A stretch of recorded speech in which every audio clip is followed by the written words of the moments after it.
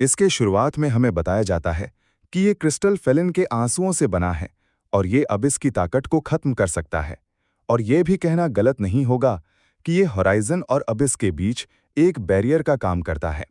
हालांकि समय बीतने के साथ इसकी ताकत कम होती गई है, लेकिन इसमें अभी भी इतनी शक्ति है कि ये पूरे कैपिटल को प्रोटेक्ट कर सकता है।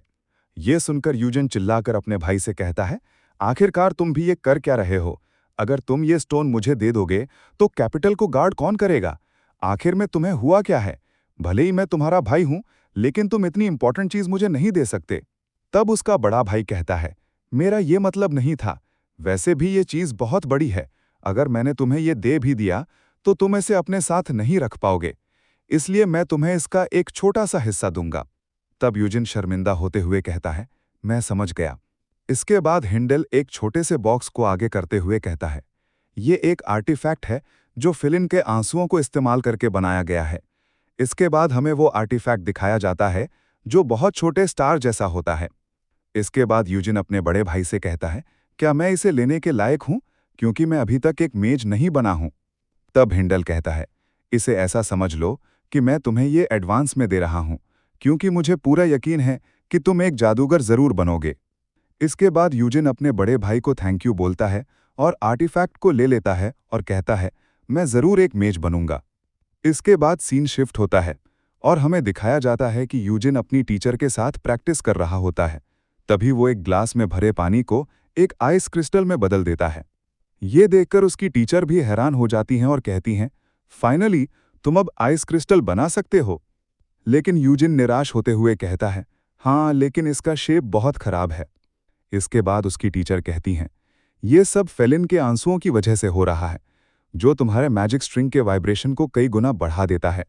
इसलिए इसके बारे में चिंता मत करो, क्योंकि जल्द ही तुम्हें इसकी आदत पड़ जाएगी। वैसे भी गिफ्ट के तौर पर फेलिन के आंसुओं से बना आर्टिफैक्ट पाना तो एक प्रिंस के लिए भी नामुमकिन है, क्योंकि इस आर्टिफैक्ट की कीमत कम से कम 2 कैसल के बराबर होगी। ये सुनकर यूजिन को भरोसा ही नहीं होता और कहता है, क्या सच में इतनी छोटी चीजों की कीमत इतनी ज्यादा है? तब उसकी टीचर कहती हैं, क्या सच में तुमने इसे छोटा कहा, क्योंकि इस साइज के रॉ स्टोन भी मिलना मुश्किल होता है।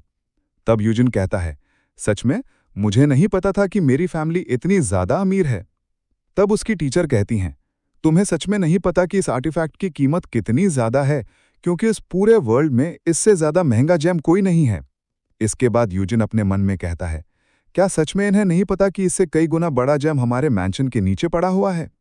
तभी उसकी टीचर कहती हैं, चलो अब हम अपने टॉपिक पर वापस आते हैं। यूजिन, भले ही तुम अपने बनाए गए शेप से निराश हो, लेकिन तुमने आइस मैजिक को सक्सेसफुली पा लिया है।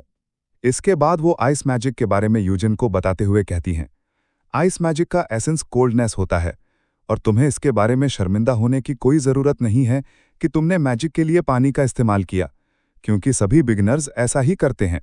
शुरुआत में कोई भी नेगेटिव एनर्जी नहीं बना सकता, इसलिए तुम्हें अपने आसपास सब जीरो स्पेस बनाना होगा, और जो शुरुआत में ये कर लेता है वो आइस मैजिक करने में सफल हो जाता है, और इसलिए अकेडमी में उसकी बहुत इज्जत होती है।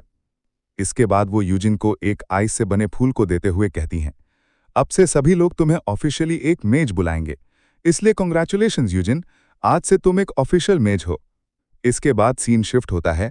हमें दिखाया जाता है टीचर यूजिन से कहती हैं, तुमने पिछले कुछ दिनों में इम्पॉसिबल को पॉसिबल कर दिखाया है। तुम्हें लगता होगा कि इन कुछ दिनों में मैंने तुम्हें सिखाया है, लेकिन मैंने खुद भी तुमसे बहुत कुछ सीखा है। मैं ऐसी उम्मीद करती हूं कि मैजिक एकेडमी में भी हम ऐसे ही सीखते रहेंगे। इसके बाद वो यूजिन को एक लेटर और सर्टिफिकेट देते हुए कहती हैं, ये लो, जिसका मैंने तुमसे वादा किया था। इसके बाद यूजिन उस लेटर को ले लेता है और रोते हुए टीचर को थैंक यू बोलता है।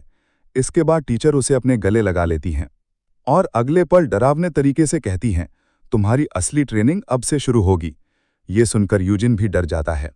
इसके बाद सीन शिफ्ट होता है और हमें दिखाया जाता है कि यूजिन अपने अंकल के पास होता है और उन्हें अपना सर्टिफिकेट दिखा रहा होता है।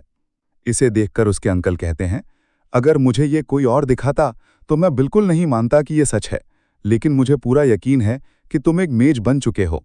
इसके बाद यूजिन कहता है, आखिरकार मैं भी सभी लोगों के तरह नॉर्मल हो गया, अब तो मैं एक नई शुरुआत करूंगा। इसके बाद उसके अंकल कहते हैं, तुम सच में यूजिन बहुत बड़े हो चुके हो।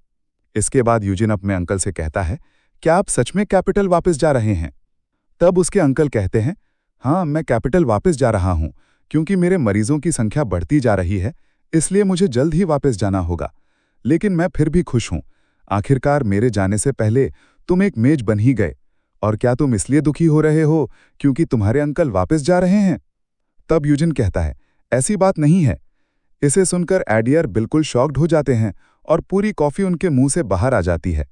इसके बाद वो हंसते हुए कहते हैं, सच में यूजिन, अब तुम एक बच्चे नहीं रहे। तब यूजिन हंसते हुए कहता है, क्योंकि मैं भी आपके साथ कैपिटल जाऊंगा और मैजिक स्कूल में पढ़ाई करूंगा और हम लोग जब चाहें तब मिल सकते हैं। तब उसके अंकल भी स्माइल करते हुए कहते हैं, ये सच में बहुत अच्छी बात है।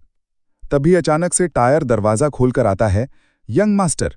तब यूजिन कहता है, क्या हुआ, तुम इतनी जल्दी में क्यों हो? तभी टायर चिल्लाकर कहता है, काउंटेस यहाँ वापस आ रही है। इसे सुनकर यूजिन खुश हो जाता है और कहता है, क्या सच में माँ वापस आ रही हैं? लेकिन ये सुनकर एडियार बहुत ज्यादा घबरा जाता है। इसके बाद यूजिन टायर से पूछता है, लेकिन तुम इतना डरे हुए क्यों, जैसे कोई डीमन आ रहा हो? तब टायर जवाब देते हुए कहता है, क्योंकि काउंटेस एक डीमन से भी ज्यादा डरावनी है। इसके बाद सीन शिफ्ट होता है और हमें एक कब्रिस्तान जैसी जगह का सीन दिखाया जाता है, जहां कोई कहता है, मुझे इसकी बिल्कुल उम्मीद नहीं थी कि तुम हमें एक साथ यहां बुलाओगे। इसके बाद एक विच कहती है, फेलिविया का खात्मा, यह कुछ ऐसा है जो तुम खुद अपने हाथों से करना चाहते थे। क्या तुम्हारा मन बदल गया? एडियार कहता है, नहीं, ऐसी बात नहीं है। मेरा मन नहीं बदला, बल्कि जो बदला है वो है परिस्थितियां। तब एक अजीब से चेहरे वाला डीमन कहता है, परिस्थितियां तभी बदलने लगी जब तुमने किंग मॉन्स्टर को मार दिया। और क्या तुम्हें पता भी है कि उसे बनाने में कितनी मेहनत लगी थी? हजारों लोगों का बलिदान बिना फेलिविया की नजरों में आए, ये सब तुमने बर्बाद कर दिया। एडियार कहता है, किंग मॉन्स्टर, वो सिर्फ एक सड़ी हुई लाश के अलावा और कुछ नहीं है, और मेरे पास इतना टाइम नहीं है कि मैं तुम्हें इसके बारे में समझाऊं।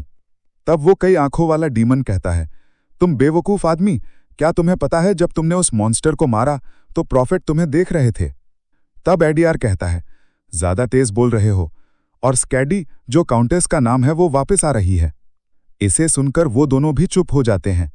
इसके बाद वो कई आंखों वाला डीमन कहता है, वो यहां कैसे हो सकती है? उसे तो आखिरी बार साउदर्न आइलैंड पर देखा गया था। एडियार कहता है, मुझे नहीं पता, लेकिन स्कैडी अभी रास्ते में है, और अगर हम प्रॉफिट से किया हुआ वादा पूरा करना चाहते हैं तो हम उसके यहां आने और वापस जाने का इंतजार नहीं कर सकते। तब वो विच कहती है, तो तुमने हमें यहां इसलिए बुलाया था, तो अब क्या तुम उसे मारने का प्लान कर रहे हो? अगर ऐसी बात है तो मैं तैयार हूं, क्योंकि मैंने भी बहुत दिनों से किसी हीरो को नहीं मारा है। तब एडियार कहता है, माफ करना, लेकिन तुम गलत हो। मेरा उसे मारने का कोई इरादा नहीं है। वैसे भी वो इतनी कमजोर नहीं है कि इतनी आसानी से मर जाए, इसलिए फिलहाल हम उस पर ध्यान नहीं देंगे और जल्द से जल्द वो क्रिस्टल जो फेलिन के आंसुओं से बना है उसे डिस्ट्रॉय करने पर ध्यान देंगे। और यही बताने के लिए मैंने तुम लोगों को यहां बुलाया था। हमारा प्लान तैयार है, बस इसे अंजाम देना है। तब वो विच पूछती है, हम ये कब करने वाले हैं? तब एडियार कहता है, कल रात को। फिलहाल ये वीडियो यहीं पर खत्म होती है। अगर वीडियो अच्छी लगे तो वीडियो को लाइक करें, चैनल को सब्सक्राइब करें। मिलते हैं एक और नए वीडियो में, तब तक के लिए बाय बाय।